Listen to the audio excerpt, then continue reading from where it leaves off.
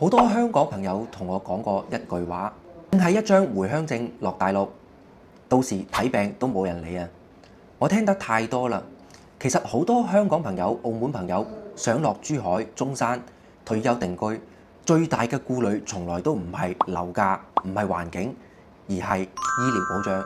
今日 Alex 咧唔同你吹樓市，唔講升值，專門同大家講最真實、最貼身嘅問題。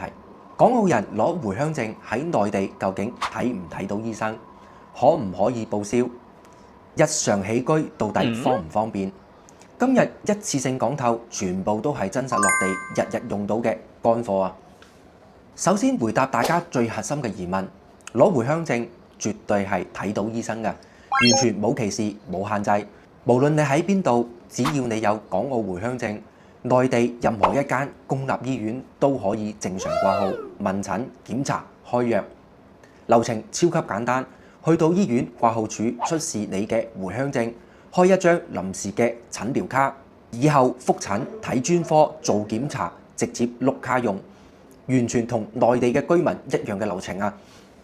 絕對唔會因為你係香港人冇內地戶口就唔俾你睇病。醫療基本權益，人人平等，呢個係國家明確嘅正規政策。但有兩個重點細節，所有落內地定居嘅港人一定要知啊！第一，冇買內地社保就按自費收費。如果你暫時冇參保內地嘅醫保，公立醫院就醫就按港澳居民自費標準，唔享本地人嘅醫療保障。但我講句真心話，就算係自費，對比香港嘅私家診所、私家醫院，依然平到你唔信啊！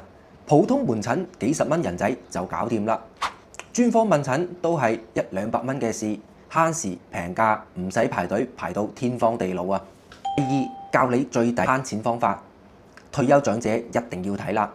好多香港朋友完全唔知呢個惠民政策，只要你喺內地長期定居，申辦港澳居民居住證，就可以自由參保內地嘅城鄉居民醫保，一年只需要幾百蚊人仔嘅保費咧，住院報銷比例高達70%以上。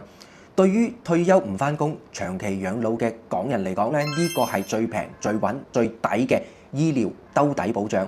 唔好再聽身邊嘅人亂吹水，話回鄉證返內地睇病好麻煩，冇得醫，全部都係誤區。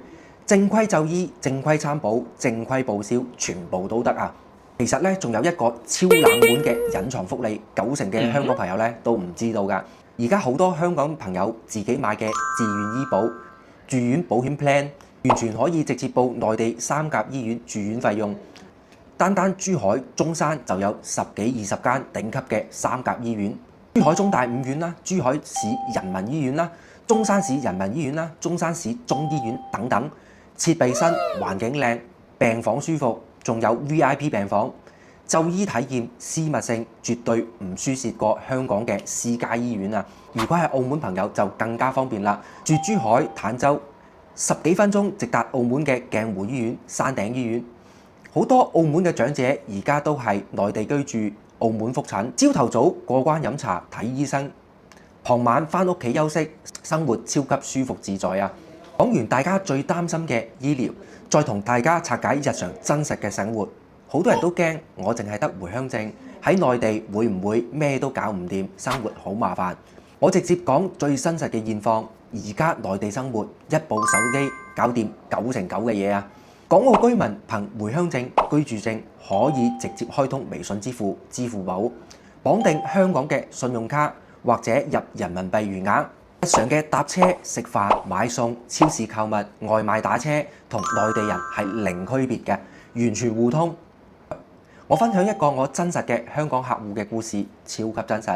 呢位客人咧係香港嘅退休人士，舊年喺中山坦洲咧買咗樓定居。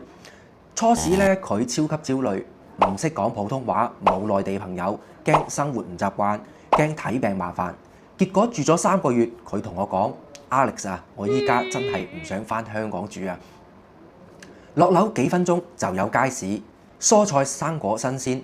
價錢平過香港起碼最少一半啊！隔離街坊全部都係中山本地嘅阿姨阿叔，日日約佢飲茶、行公園、傾偈，全程粵語溝通，零隔閡、零陌生啊！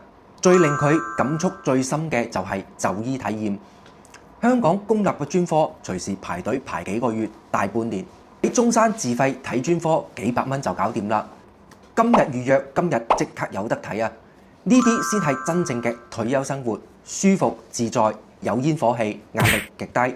講到最後，我真心同各位香港、澳門嘅街坊講句實話，一張回鄉證絕對足夠你喺內地正常生活、就醫、養老。所有嘅麻煩、所有嘅顧慮，唔係政策嘅問題，唔係制度嘅問題，純粹係信息差喺你心入面未知嘅顧慮。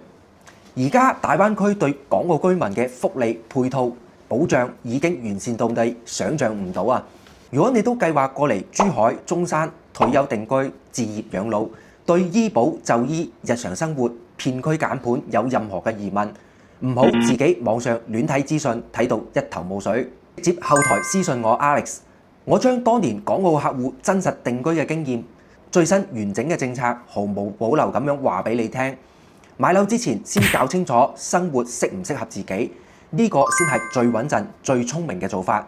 我係 Alex， 專注大灣區港人移居筍盤，喺珠海、中山等你親身過嚟體驗生活。多謝收睇，咁今期節目就到呢度，我哋下期再見啦，拜拜。